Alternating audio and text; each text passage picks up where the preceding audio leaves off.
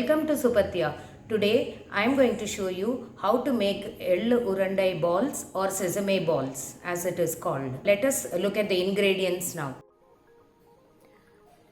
Let us start the preparation of sesame balls now. Take 1 cup till of a measuring cup, wash it nicely and drain the water completely using a strainer. Now it is time for us to roast it. Place an empty pan in the gas stove and heat it. Transfer the till into the pan and roast it well.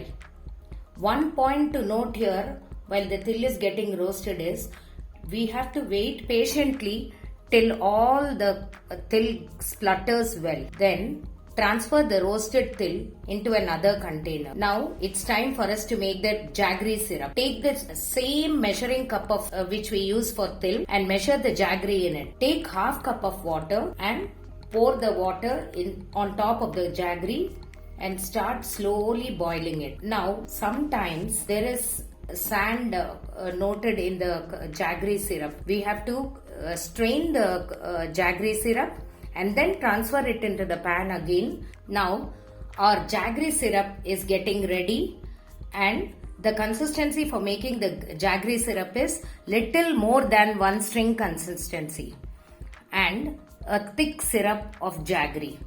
Start adding the fried till, slowly stirring it simultaneously. Now add half a teaspoon of ghee and mix it nicely.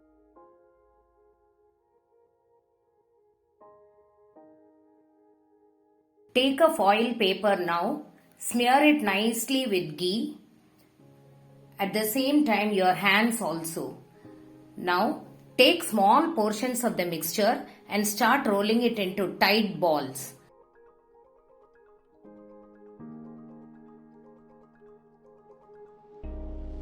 And now the Ellu Urundai is ready to be served. I hope you find this video very useful.